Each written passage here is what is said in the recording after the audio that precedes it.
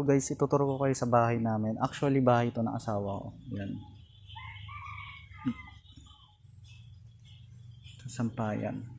Dito, pag nakabili ako ng motor, dito ko paparking yan. Tapos ito yung pangalawang bahay, yung kubo namin. Iikot ko kayo sa bahay. Wait lang. Papasilip ko sa inyo. May mga saging dito eh. Anli saging, tsaka anli buko. Yan, dyan tumutubo yung saging. Ito si yung anak ko. Tari! Tari! Ka! Ka!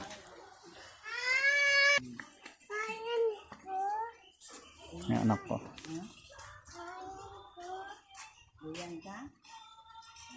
Tapos dito yung mga sampayan namin. Para mabilis matulog. Tapos ang libo ko. Yan guys, ang libo ko yan. Yan si Papa.